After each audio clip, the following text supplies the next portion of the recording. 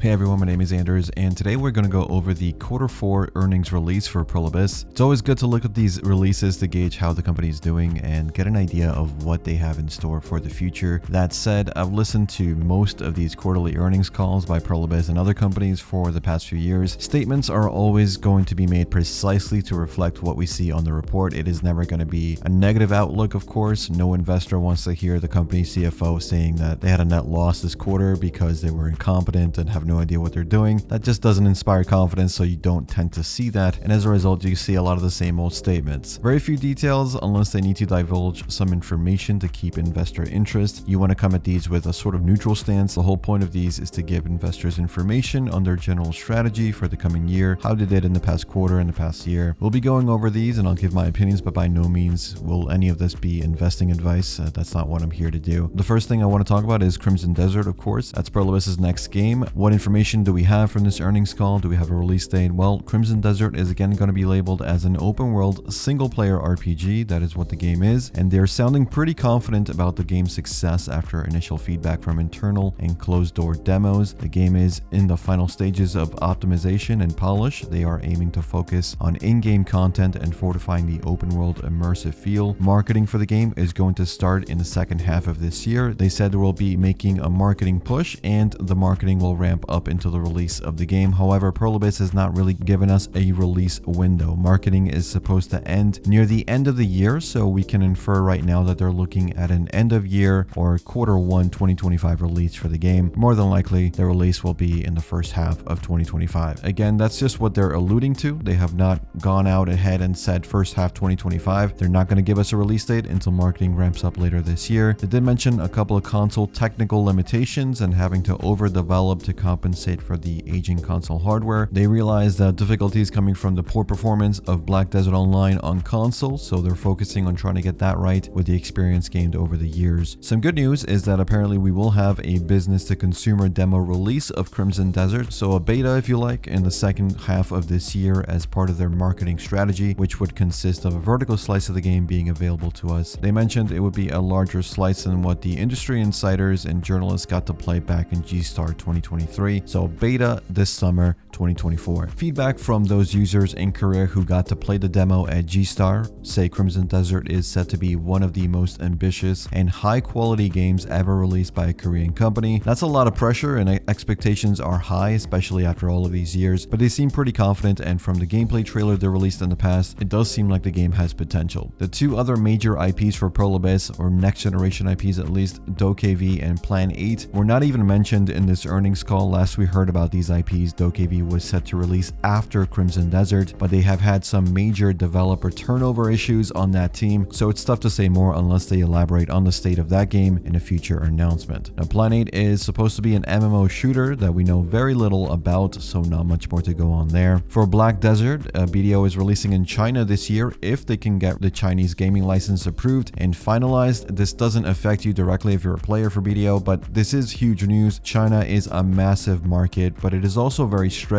about who gets to release games in their market, especially if you're a Korean company. Prolibis has been lobbying to get Chinese market access for years. They managed to get a Chinese gaming license for Black Desert Mobile a few years ago, even gave Chinese players a unique class in Wukong, but Sino-Korean relations have worsened since then due to several geopolitical factors and a crackdown on some aspects of gaming culture by the Chinese government. China also had a gaming license freeze in the past few years, and even now, though they are lessening restrictions, it's difficult to get one of these licenses as a foreign company, especially for a Korean company due to reasons I previously stated. Prolibis established relations with China and a Chinese gaming publisher for the release of Black Desert Online back in 2018, so it's been a long-term negotiation. They feel confident the license will come through. They will be ready to launch the game in China with some success this year. We already have some leaks from closed beta tests that they're doing, showing some of the censorship and changes they're making to BDO to better satisfy Chinese regulations. You know, things like Hex Sanctuary is not going to be full of skeletons anymore. Blood is not going to appear red. Typical changes you see when games get released in China. Black Desert was one of the most anticipated MMOs in China back in 2018, but it's been a long time since then. BDO now has more than 9 years of service worldwide, so it will be interesting to see the reception from Chinese players and see if that hype has lasted since then. For us in the West and Korea, Prolibis is focused on user convenience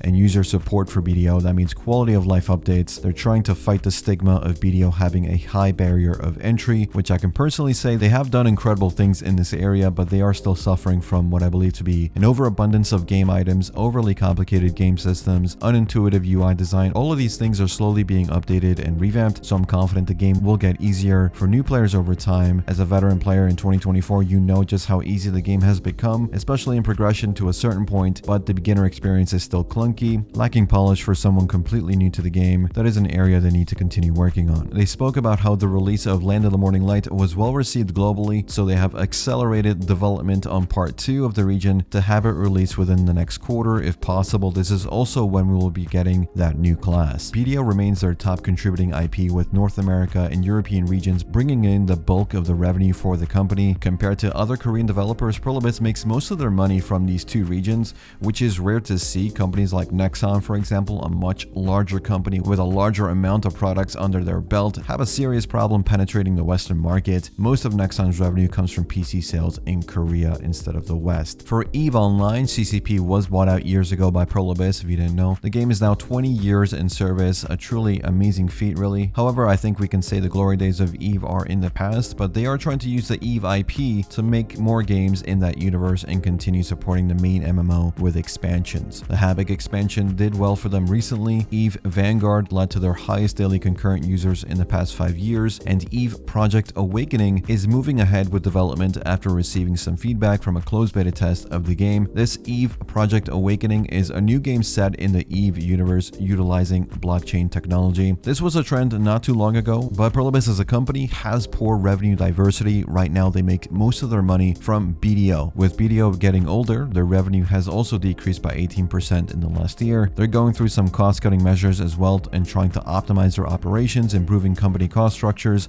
expanding their portfolio. We'll see how it works out. Diversifying into blockchain technology with a pay-to-earn game using the EVE IP. I get why they're doing it, I just don't think it's going to go anywhere. So far, it looks like they're heavily invested in the success of Crimson Desert. If the game releases and does well, then years of investment into a new engine, new headquarters, new methods of video game development, sound design, animation capture, a lot of money has really gone into these next generation IPs that they're working on. If Crimson Desert does well, Prolibis will be fine as a company. If it doesn't, then I guess they will learn from the reception, see what worked, see what didn't, and then hopefully we see DokeV release soon after. A game I think will do very well for them as it's more casual focused. Not many games like that out there, but we'll see. And that's all the relevant information from the Q4 earnings call for Prolibis. Let me know your thoughts on the possibility of a demo or a beta for Crimson Desert being set to release this summer 2024. Do you think the game looks interesting? Let me know in the comments. And as always, thanks for watching. Thanks for listening. I'll see you all in the next one. Take care.